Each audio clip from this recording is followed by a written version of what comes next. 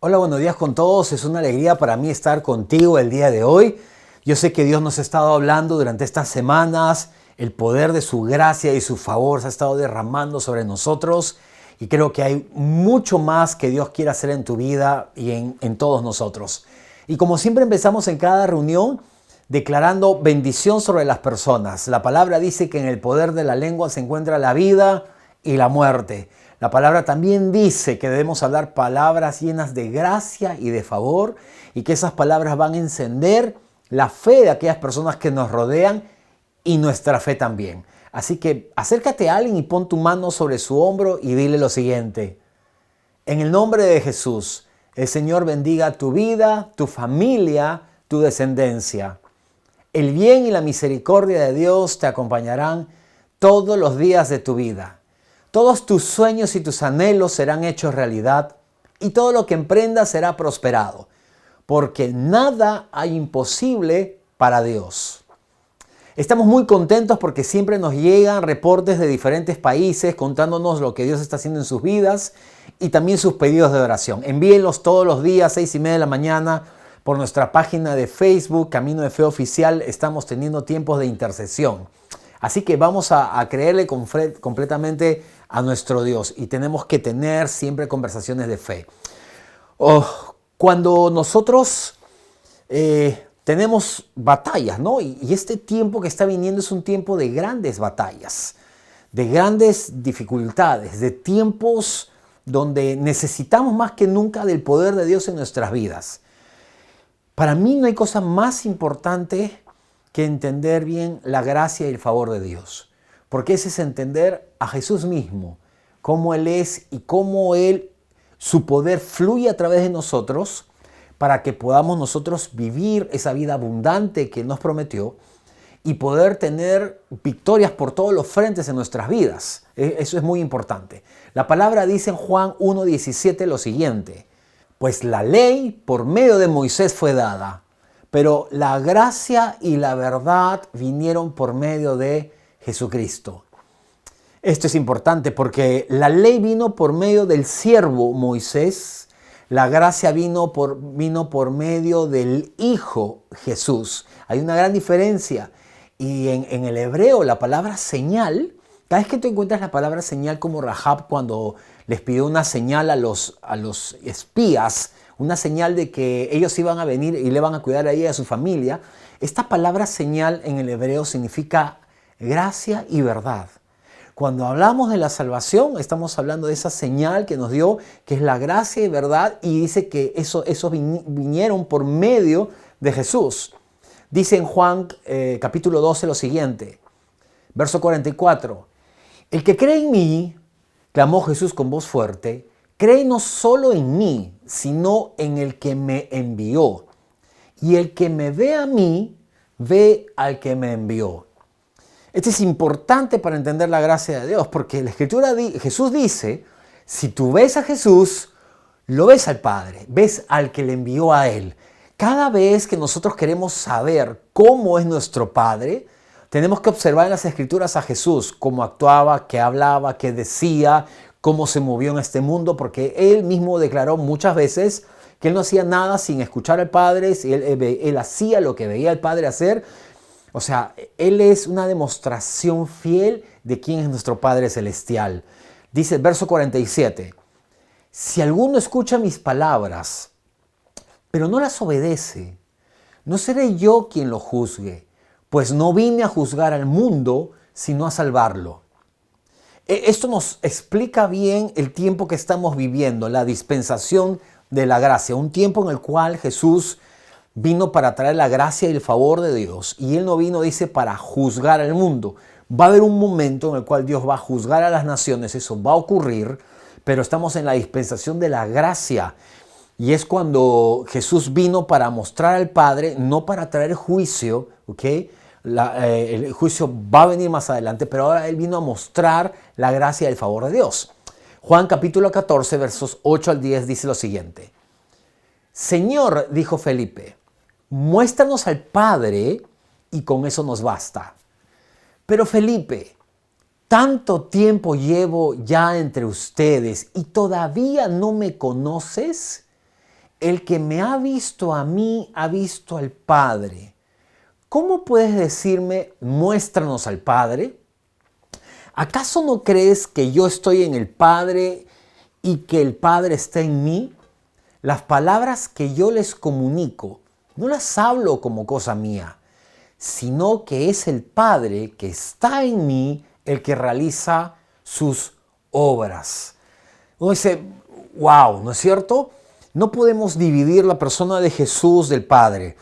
Las personas normalmente piensan, ¿no? El Padre es el que juzga, es el malo de la historia, y Jesús es el bueno de la historia. Y Jesús dice, no, esto no es cierto porque somos uno solo nosotros.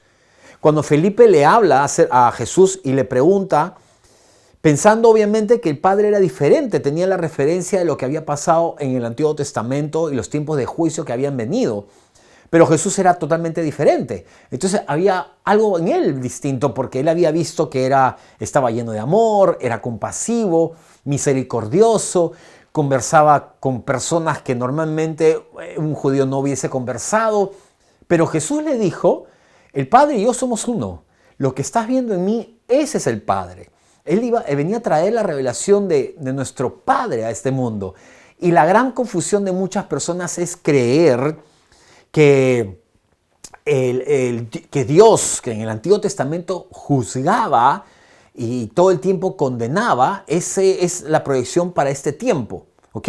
Ese tiempo se vivió bajo la ley y para muchos es complicado, puede ser una confusión. Tú tienes que entender bien que ver a Jesús significa ver al Padre. Y cuando tú lees los evangelios, tú ves plenamente su amor, su misericordia y cómo Él se comportaba todo el tiempo. Y las personas a veces por eso piensan que la vida, la relación con Dios se trata de una lista de cosas que hay que comprar, que hay que hacer y otra lista que nosotros con la cual tenemos que lidiar.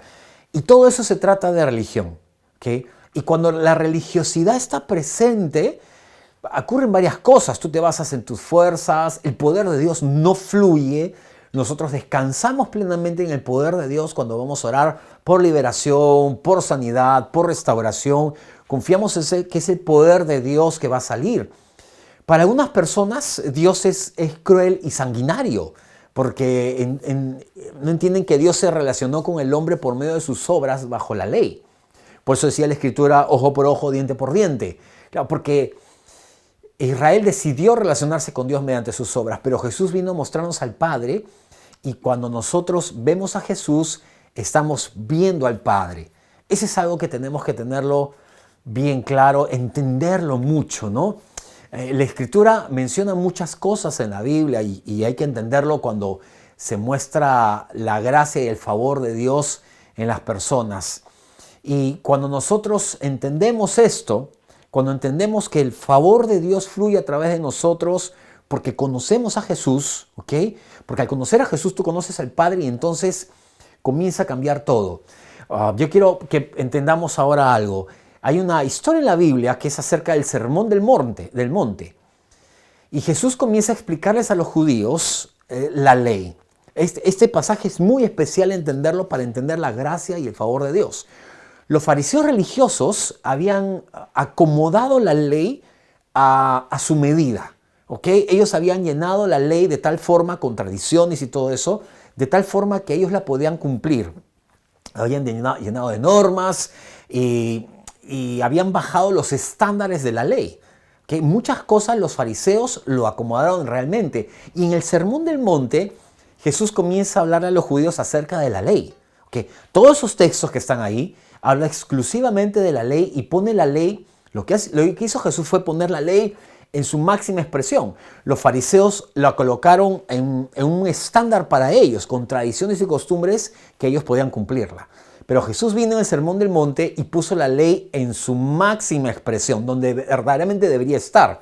Y ahí es donde los fariseos ellos mismos no podían cumplirlo. Ellos se quedaban mal. Por eso le habían preguntado a Jesús sobre qué pasaba con una persona si era encontrada en adulterio, ¿no? Qué cosa es lo que se tenía que hacer y preguntas como esa. Entonces Jesús les dijo que solamente mirando a una mujer ya había adulterio de por medio. Entonces todos quedaron atrapados por la ley porque el fin de la ley es ese. El fin de la ley es maximizar el pecado de la gente, dejarlo muy claro y darte cuenta que necesitas de Jesús. Porque la ley, como dice Pablo en el libro de Romanos, es un ayo, es un maestro, un tutor que te conduce a Jesús. La ley no es para que tú trates de llegar a Dios por medio de la ley, sino es por medio de la gracia. Pero la ley te lleva a este punto, te lleva al punto de decir, tú no puedes llegar a Dios en tus propias fuerzas.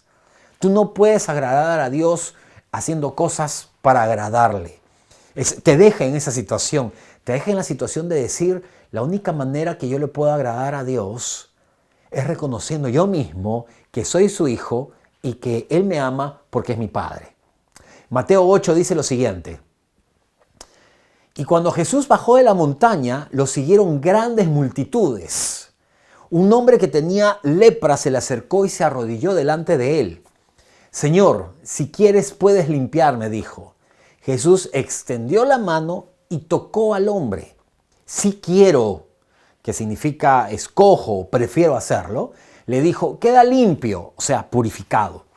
Y al instante quedó sano de lepra. ¡Wow! Imagínate esta escena.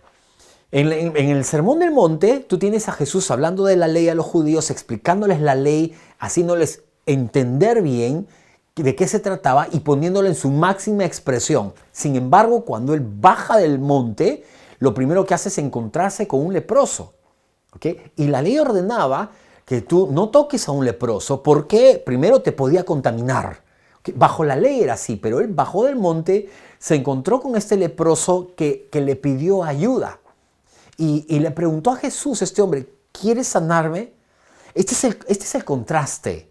Porque si Dios fuese el Dios de la ley, ni siquiera se hubiese acercado a este leproso. Tampoco se hubiera acercado a sanarle. No hubiese hecho esto. Sin embargo, Jesús se acercó y le dijo, quiero sanarte, sé limpio. Y tocó al leproso, que estaba prohibido en la ley. Lo tocó y lo sanó, porque bajo la ley, lo limpio tocaba lo inmundo y lo limpio quedaba inmundo.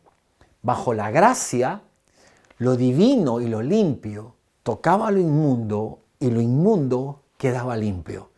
Eso es lo que ocurre ahora, porque ese es Jesús, lleno de misericordia y de bondad. Por lo tanto, nuestro Padre es igual, es de la misma forma. Y así es como yo le entiendo la gracia y el favor de Dios. Lo que pasó ahí es maravilloso. El contraste es extraordinario. Tú ves el Sermón del Monte, como habla Jesús, les pone al máximo la ley, los pone en lo más alto, en lo más grande, de tal forma que ni los fariseos se sintieron que podían ser salvos, ni ellos. Pero cuando Jesús baja, no le dice al leproso, tienes que presentar tu sacrificio, primero tienes que cumplir la ley, tienes que hacer una otra cosa. No le dijo nada de eso. Él le dijo, sí quiero sanarte, porque para eso he venido. No he venido para enfermarte, no he venido para traerte juicio o condenación. He venido para sanarte. Sí quiero sanarte. Es maravilloso ese texto. La palabra también nos habla acerca de la mujer adúltera. Acababa de terminar la fiesta de los tabernáculos, el Sukkot, que duraba 7 días. Los judíos tenían muchas fiestas que Dios les había ordenado hacer para que recordasen los preceptos y toda la relación que Dios tenía con ellos. Esta fiesta duraba 7 días. En el 8º día, Jesús se levanta y dice que él quería ir a beber. Que de él sabemos que fluyen a ríos de agua viva. Pero en el 8º día él se levanta. Y el 8º día, el número 8 en la Biblia, es el número de la circuncisión. Dios ordenó a los judíos circuncidar a sus hijos en el 8º día. El 8º día es el número que significa nuevos comienzos, nuevos tiempos. Es el número de pacto también, porque la circuncisión significaba ese pacto de Dios con ese niño que estaba siendo consagrado delante de Dios. Así que el número 8 es muy importante en las Escrituras. Y en el 8º día, en el día de nuevos comienzos, de nuevos tiempos, y es lo que hace Dios con nosotros, contigo constantemente, porque bajo la ley en el 7º día terminaba todo, ¿no es cierto? Tú tenías que cumplir muchas normas, En el séptimo día tú tenías que guardar el Shabbat, tú tenías que guardar el sábado, todo eso se hacía el séptimo día, pero en el octavo día venía una nueva temporada, un nuevo tiempo para ti, que es exactamente lo que pasa en nuestras vidas. Juan capítulo 8 dice lo siguiente: los maestros de la ley y los fariseos llevaron entonces a una mujer sorprendida en adulterio y poniéndola en medio del grupo, le dijeron a Jesús: Maestro, a esta mujer se le ha sorprendido en el acto mismo del adulterio. En la ley, Moisés nos ordenó apedrear a tales mujeres. ¿Tú qué dices? Con esta pregunta le estaban tendiendo una trampa para tener de qué acusarlo. Pero Jesús se inclinó y con el dedo comenzó a escribir en el suelo. Es interesante porque la palabra de Dios nos enseña de que cuando eran encontrados en adulterio tenían que ser presentados los dos para ser apedreados. Sin embargo, acá solamente hablaban de la mujer y lo presentan delante de Jesús para que él diga qué se tenía que hacer, porque ellos sabían y lo acusaban a Jesús de no seguir la ley. Ellos no entendían que Jesús, como hemos leído, él traía la gracia y la verdad. Y de hecho Pablo también dice constantemente que él era acusado de ser un carnal o de violar la ley constantemente. Cuando Pablo explica y todas sus cartas hablan acerca de la gracia y el favor de Dios, entendiendo lo que Dios estaba haciendo en la vida de las personas. Entonces, cuando la Escritura comienza a hablar acerca de Jesús y dice lo siguiente en este texto, Jeremías 17:13, Señor, tú eres la esperanza de Israel.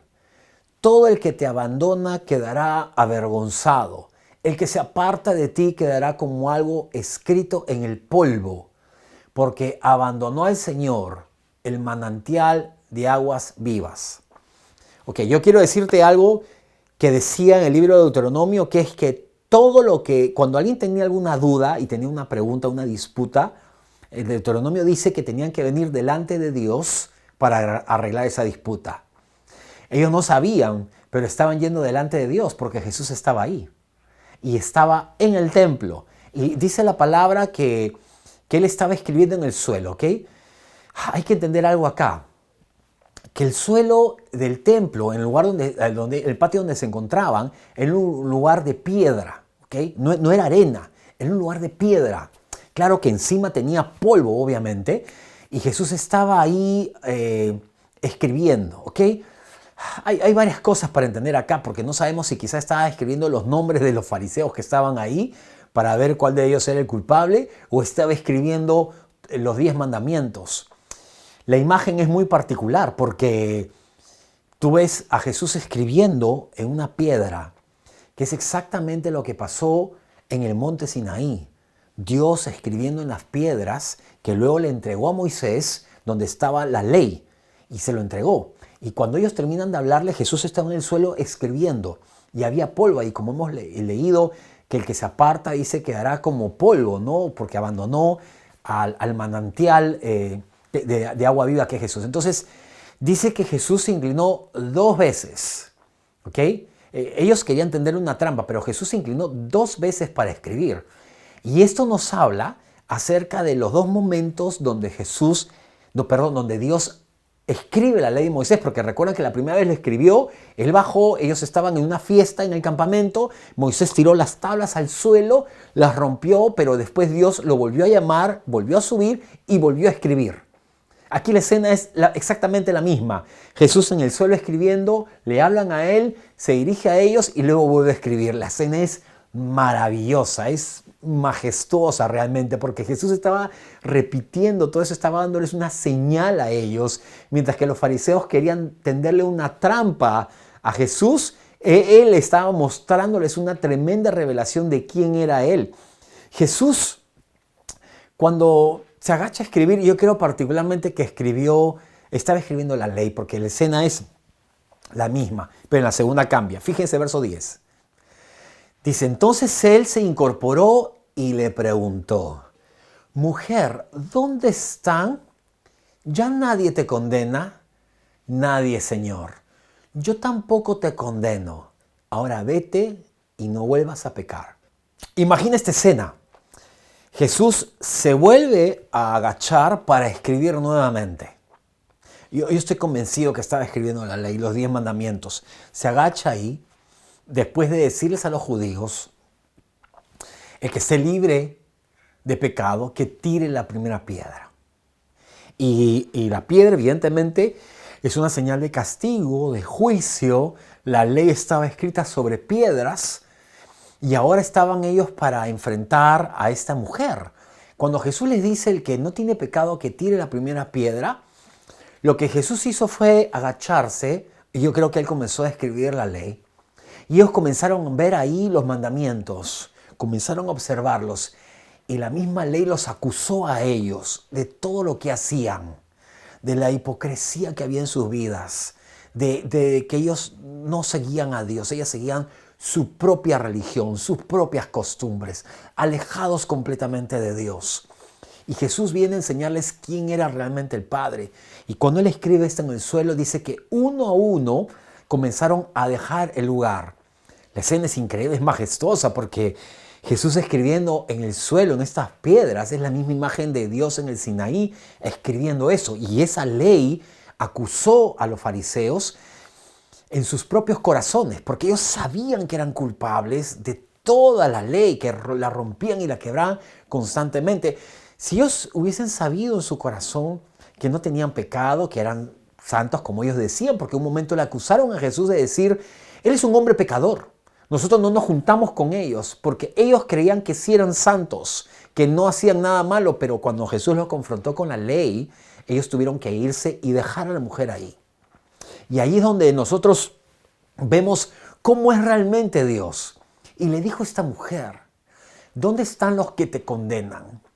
¿Dónde están los que han traído juicio sobre ti?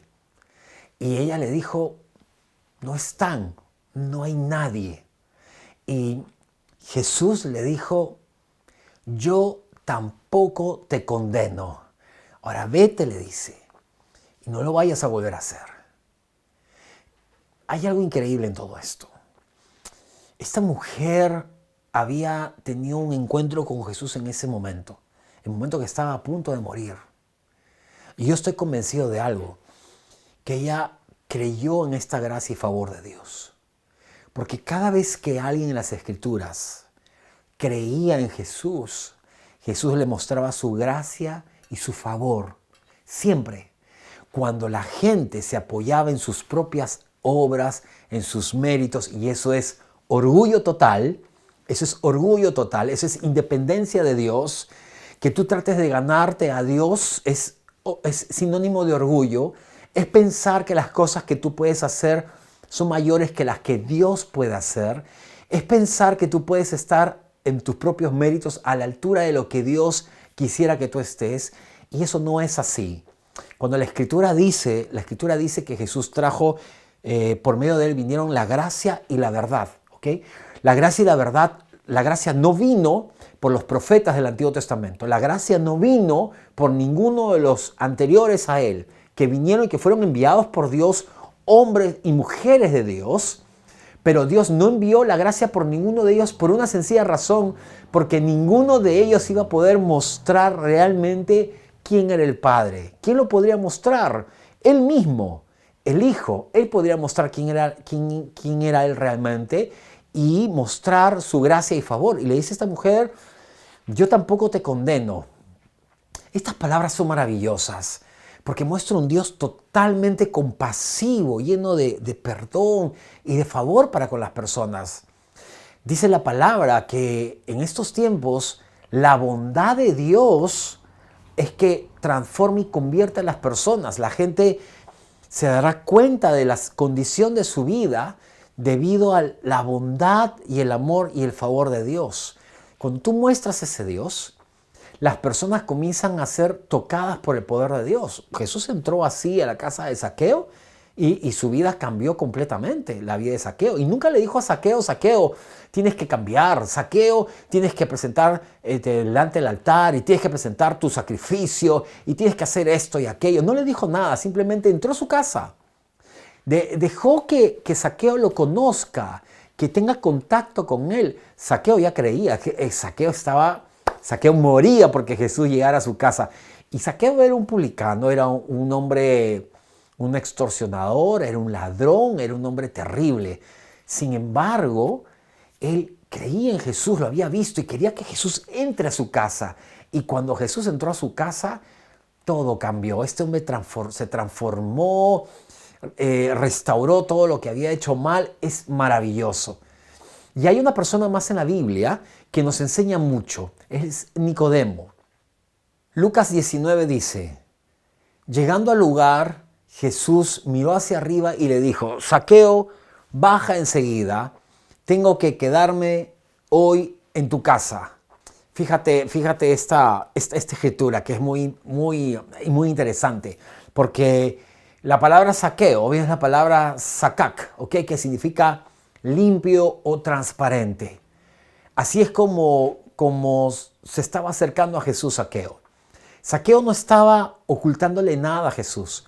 Jesús estaba yendo tal como era, no estaba fingiendo nada, no tenía ninguna postura, no tenía ninguna careta, no tenía nada. Simplemente se presentaba delante de Jesús como Él era, nada más. Y es como Dios quiere que tú y yo nos presentemos delante de Él, tal como eres tú. Porque Dios es el que transforma tu vida, Él es quien provee para tu hogar, es quien te cuida en todo momento. Él es nuestro todo realmente. Él no quiere que tú escondas ciertas cosas o hagas o pretendas que no necesitas nada de Él o que no quieras incomodarlo. Dios no quiere eso. Dios quiere que tú seas sincero con Él, totalmente transparente, diáfano, cristalino, que Dios pueda ver a través de ti, pero porque tú mismo lo permites y lo que quieres hacer. Dios sabe cómo somos nosotros, Dios sabe tus pensamientos, mis pensamientos, pero lo que Él quiere es que tú de propia voluntad lo hagas. Porque Él vino para tener una relación con nosotros de padre a hijo, no de dueño a esclavo o de juez a prisionero, sino de padre a hijo. Y cuando se acerca Zaqueo, todo comienza a cambiar. Verso 6 dice lo siguiente, así que se apresuró a bajar y muy contento recibió a Jesús en su casa. Al ver esto, todos empezaron a murmurar, ha ido a hospedarse con un pecador. Pero Zaqueo dijo resueltamente, mira Señor, ahora mismo voy a dar a los pobres la mitad de mis bienes y si en algo he defraudado a alguien, le devolveré 4 veces la cantidad que sea.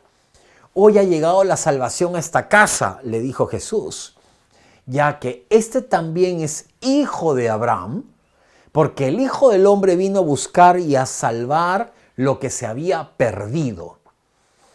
Que mira todo lo que ocurre acá y lo que le dijo, porque los religiosos de la época comienzan a murmurar acerca de Jesús. Comienzan a hablar de por qué era posible que se juntara con alguien que era pecador. Porque bajo la ley, los que eran justos y santos no podían acercarse a nadie porque esa persona les iba a contaminar. Es lo que mucha gente piensa ahora todavía. Y no han entendido que no estamos bajo la ley, sino bajo la gracia. Y tienen miedo de juntarse inclusive con personas que no conocen a Dios o que tienen costumbres distintas. Pero la palabra dice de que Jesús entró a ese lugar y ese lugar estaba lleno de gente pecadora. Ese lugar estaba lleno de todos los amigos de Zaqueo. Todos eran ladrones, extorsionadores, personas de mal vivir, personas también muy adineradas, pero Jesús estaba en medio de todos ellos, porque estaba mostrando de su gracia y de su favor.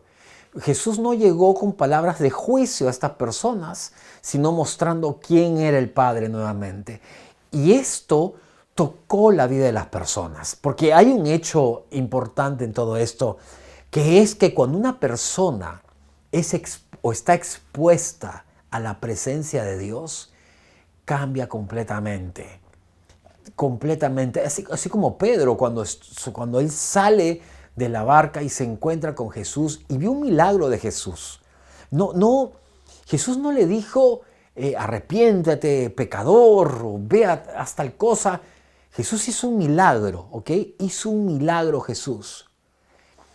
Y Pedro salió de frente y se arrodilló delante de Jesús y le dijo, apártate de mí, Señor, porque soy un hombre pecador. Ese fue el primer encuentro con Jesús. Fíjate que fue el milagro de Jesús, la misma presencia de Dios, lo que impactó la vida de Pedro. Y Pedro fue cambiado y transformado. Yo estoy convencido de algo, totalmente convencido, que cuando las personas comienzan a entender y a saber la gracia y el favor de Dios, cómo es Dios, que Jesús vino a traer esa gracia, las personas comienzan a acercarse más a Dios cuando no sienten juicio sobre sus vidas, sino sienten ese Dios que lo dio todo por ellos, que entregó absolutamente por sus vidas, que entregó a su mismo Hijo, que en la cruz fue pagado absolutamente todo tu pasado, presente, futuro, que todas las maldiciones fueron llevadas ahí, enfermedades, absolutamente todo. Entonces las personas comienzan a acercarse a Dios porque son impactados por la misma presencia de Dios. Y con Zaqueo no fue distinto. Él se acercó, Jesús fue a su casa y esa presencia de Dios ahí. Yo no me puedo imaginar a Jesús ahí parado, comiendo con ellos. O sea, esta gente lo había visto a Jesús, había escuchado que Él era el que hacía milagros, había resucitado muertos, había hecho cosas maravillosas. Pero este hombre era tan sencillo que estaba sentado con ellos comiendo en ese lugar. Seguramente le estaban preguntando acerca de historias, cosas que habían pasado. Ellos tendrían muchas ganas de conocer a Jesús porque habían escuchado de Él. Fíjense esto, que ninguno de los fariseos religiosos lograron traer a estas personas de regreso a Dios. Ninguno de ellos. Los religiosos lo que hicieron fue marcar una línea para que esta gente no se vuelva a acercar a Dios, para mantenerlos totalmente lejos de la presencia de Dios. Pero la gracia y el favor de Dios los trajo de vuelta, sin mucho tiempo que perder, sin muchas cosas que hacer, tan sencillo. La gracia marca nuestras vidas completamente. Así como estas personas, podríamos hablar de la mujer samaritana, del centurión y mucha gente que recibió la gracia y el favor de Dios desde Génesis hasta Apocalipsis. Ese es nuestro Dios maravilloso. Yo quiero orar ahora por ti, que quizá nunca has tenido la oportunidad de hacer de Jesús el Señor y Salvador de tu vida. Quiero guiarte en una oración.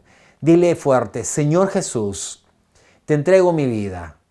Yo te recibo como mi Señor y Salvador personal.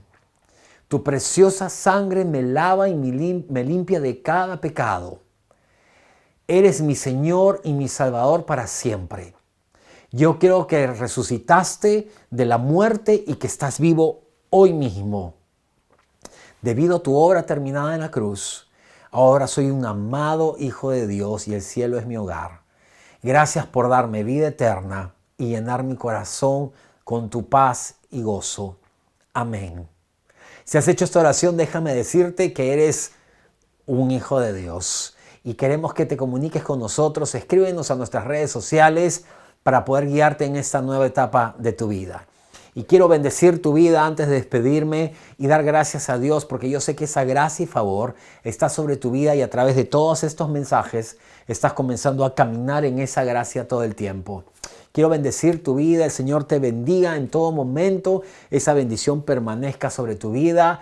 Siempre agradece a Dios y esa mano y ese favor de Dios te acompañen en todo momento y el amor de Dios se muestre sobre ti. En el nombre de Jesús, yo bendigo tu vida. Quiero recordarte siempre que nuestra bendita esperanza está adelante. Y como siempre y siempre nosotros terminamos nuestras reuniones diciendo, nuestros mejores días están por venir. Si has sido bendecido por esta palabra, quiero pedirte que lo compartas a otras personas, nos des tu like y así poder seguir avanzando con el mensaje que Dios ha puesto en nuestras vidas. Comenta en la parte de abajo y haznos saber cómo Dios ha bendecido tu vida a través de esta palabra.